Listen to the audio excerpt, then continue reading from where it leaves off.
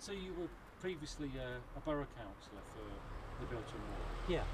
How did that go then at the time? Well, it was my first time of standing, and I had some great mentors in the local party. You know, Phil Willis was our MP, Claire Kelly worked in the local office, and I was surrounded by some amazing local councillors. You know, Andrew Goss, was over here in Woodfield. Trevor Chapman does sterling work in New Park. Jeff Webber, just an amazing councillor, and all of those people were really good guides and really good mentors for me. And I was really pleased to win, not because winning was important, but was because the people here had faith in me and gave me their vote.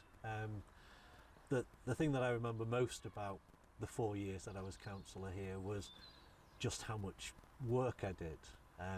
I know during that 4 years that I knocked on every single door in Bilton 3 times.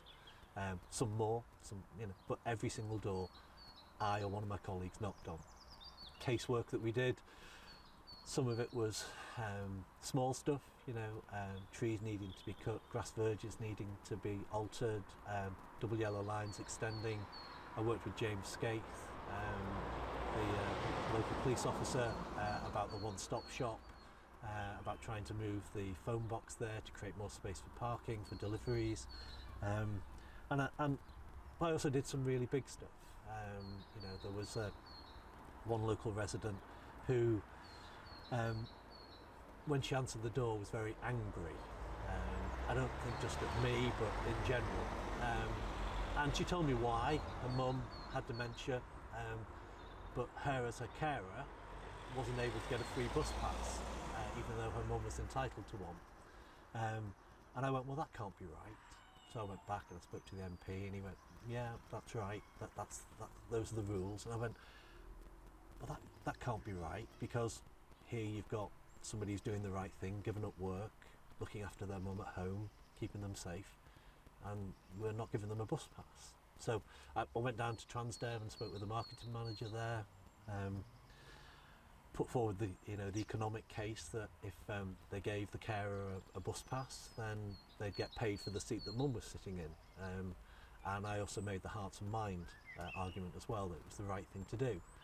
And a couple of days later he came back, and I took the bus pass to the local resident, and she cried, because somebody thinking outside the box had changed her mum's life for the better. Mum loved to go to the markets in Knaresborough and Skipton, and the bus pass that the carer then had enabled them to go and do that. On one of the roads just off Bilton Lane here, again another angry lady came to the door and was really, really cross with me. And I said, well, what can I do to help? And she called me in, and we're not normally meant to go in, even in non-COVID times. But she sort of said, I've not been able to have a bath for 4 years. And I said, why? And she said, I can't get in and out the bath. So I made the call to social services. They sent the people down, they came and they put grips in, and they altered our house to enable her to have a bath and to wash properly. And she, and along with lots of other, I call them my little old people letters, it's about a pile this thick, I've still got them, and they all sort of say, dear Councillor Kempston-Parkes, thank you for your help with,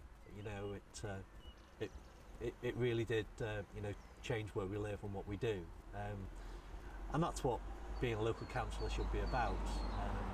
The party politics of it is awful. The council chamber is an awful place. It's petty, but being out on the street, knocking on doors and helping local people is what it's about, and that's what it should be about.